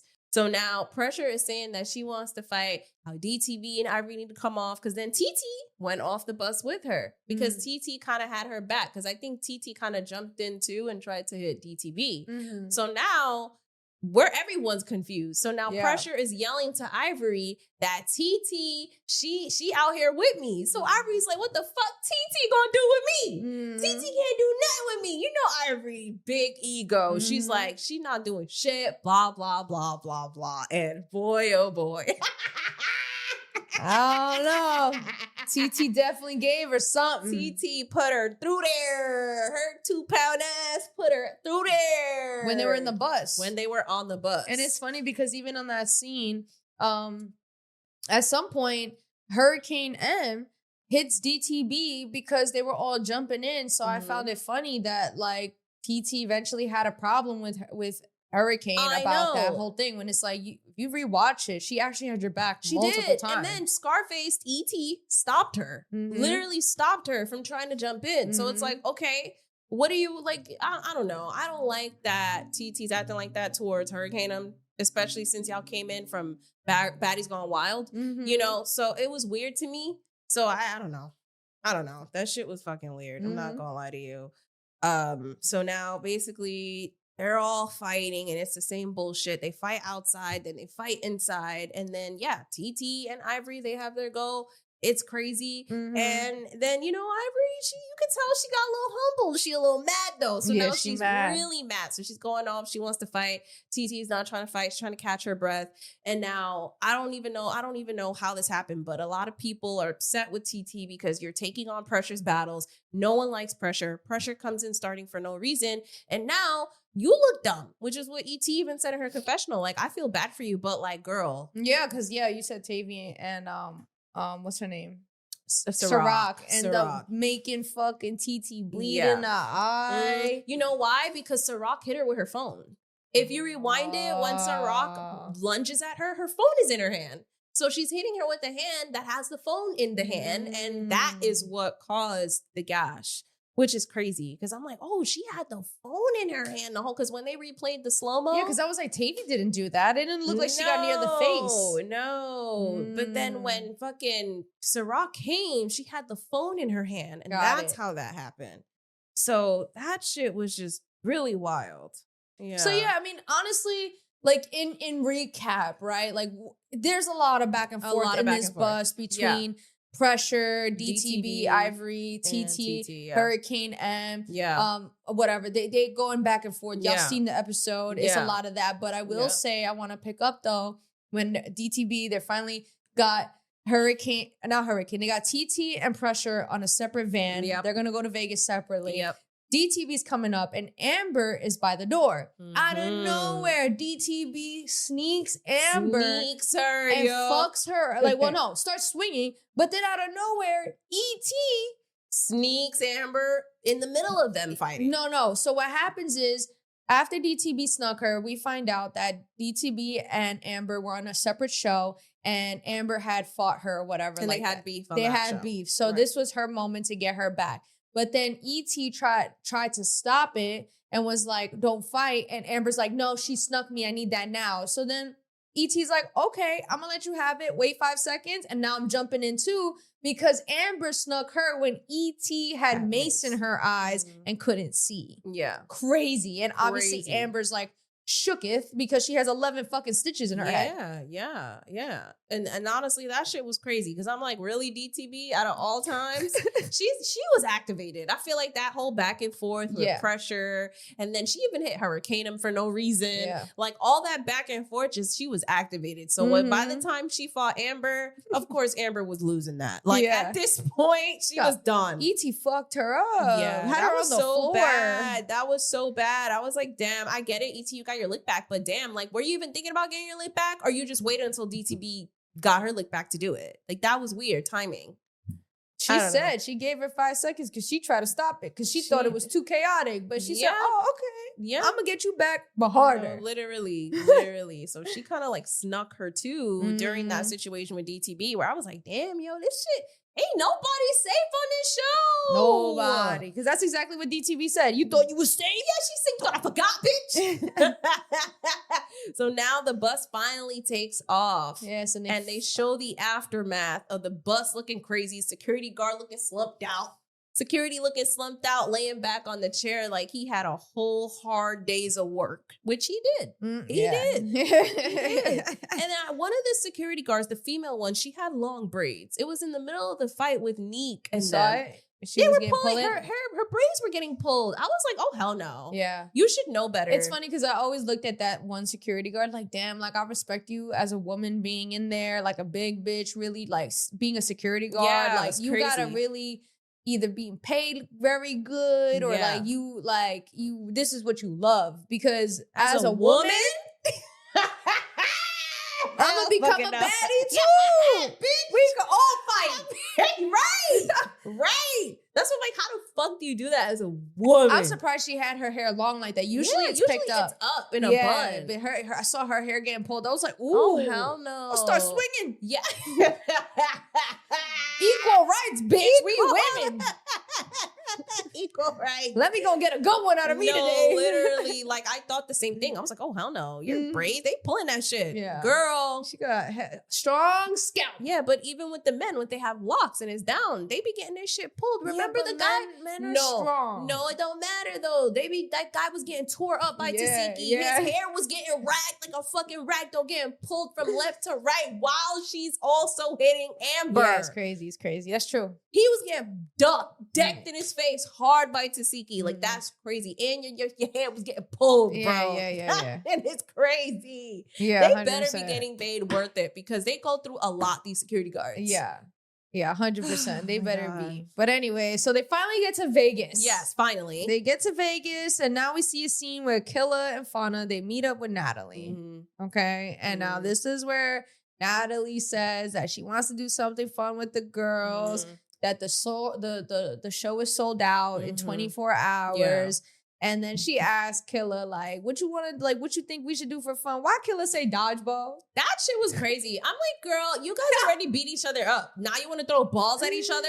Like, bitch, shut up. Don't get me mad. Your face is fractured. Right. Why would you want to do dodgeball? You're stupid. Talking about, I didn't think dodgeball. What is this, gym class? Yeah. She thinks she in school again. Like, what? She knows because even Fana's like, what is going to lead to a fight? She's Yeah, like, yup. it is. Like, she knew what she was saying when she said dodgeball. Wow. So you think it was a strategic thing to say? Yeah. For what, though? Because she want to fight. Oh, my God. Because she can't fight. That's why she used the dodgeball as a way to, like, hit her But then if her face gets hit, that's bad.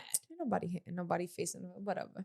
But anyways, so Nat tells them they're going to go to ATV. Yeah. They're going to do ATVs and, then that's when we get a black screen. Where we get the whole notes of them telling us what happened because I guess cameras were turned off, right? So Pressure and Emery get into it. They fight 3 rounds. And, TT and Hurricane, they argued because TT feels like Hurricane wasn't her friend and didn't have her back and she didn't appreciate it. And Pressure called her out on it.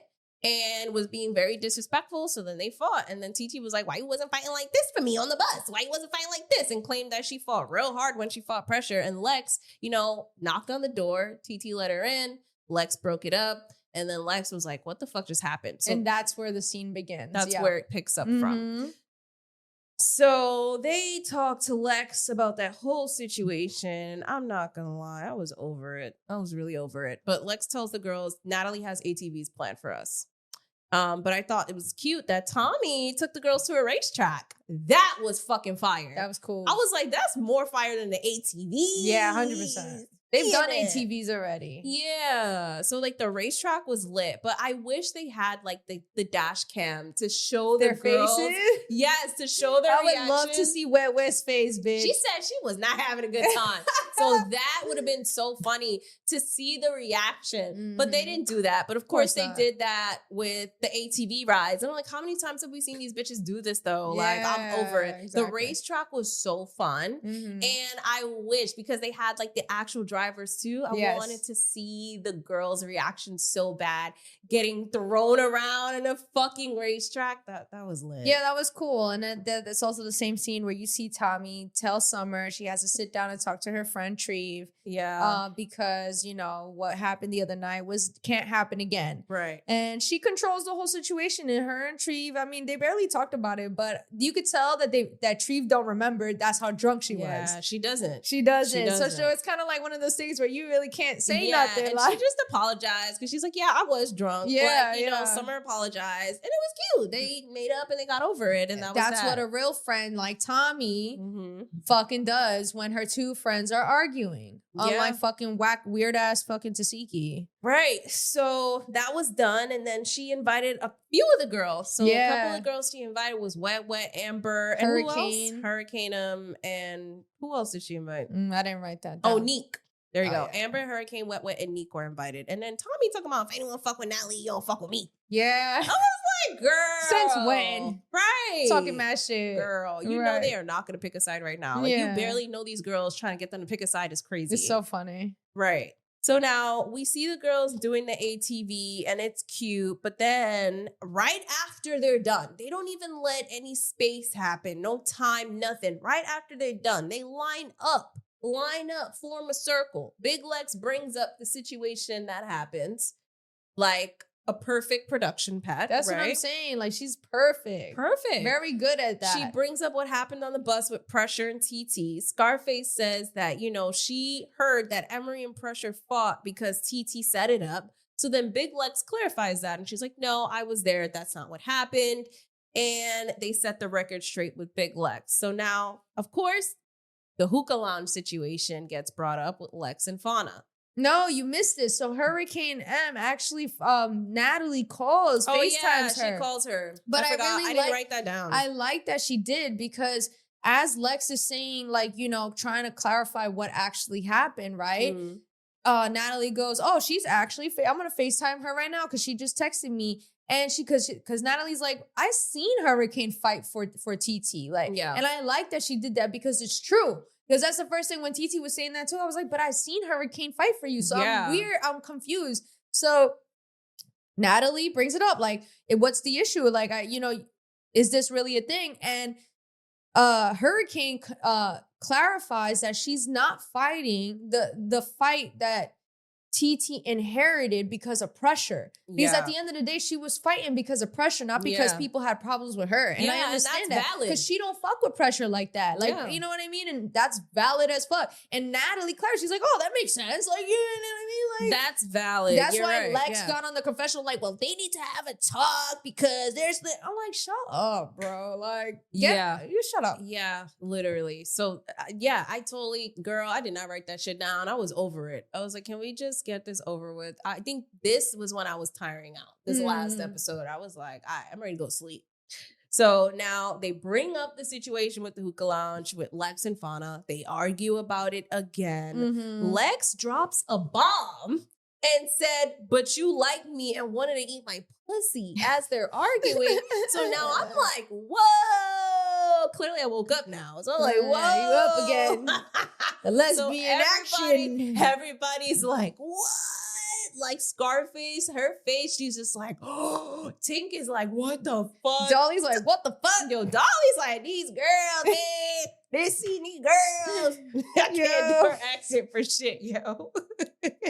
So now Tink does say, y'all was flirtatious though, as Fana tries to deny it. What do you think?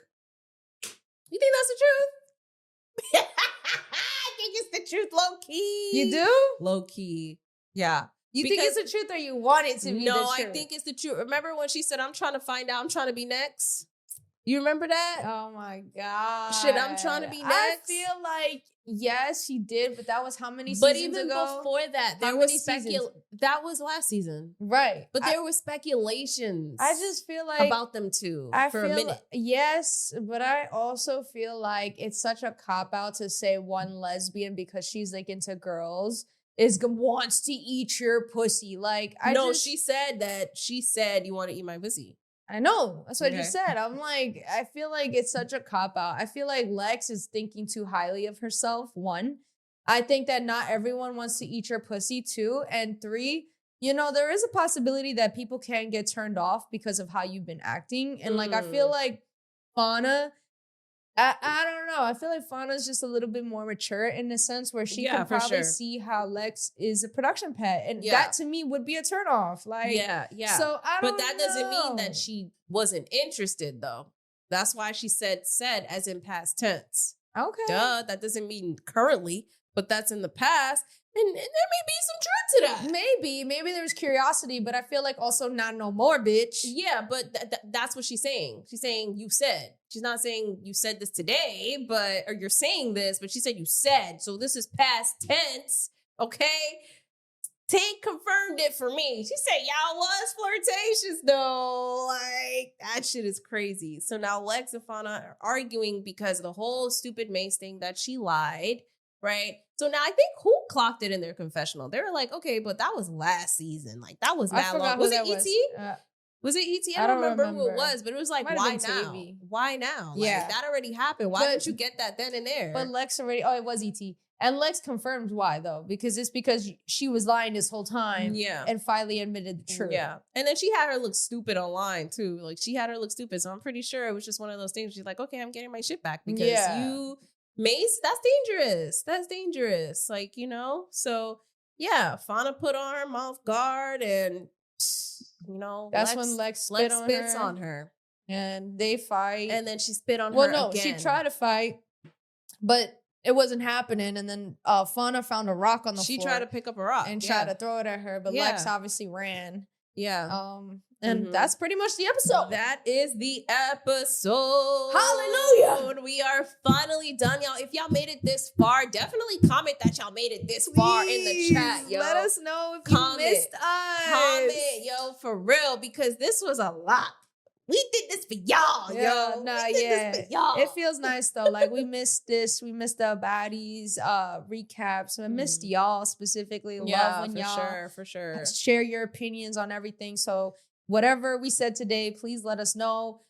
Cannot wait to talk about that Tesehki thing. You know, let us know about everything. Y'all fuck with everything we said. Y'all got things to say. Did we miss something? Let us know. Let us fucking know, because this shit was insane. Yes. Oh, God. We are done, y'all. We are done. Comment your thoughts. And with that being said, where can they find you? You guys can find me on Instagram. That's JESSI.strange. And where can they find you, Tiana? You guys can find me on Instagram at it's.TianaLock. You guys can find us on Instagram at The Petty Headquarters. You guys can find us on YouTube, all podcast platforms, and Patreon at The Petty Headquarters. We release episodes weekly, y'all. With that being said, this was your weekly dose of mess.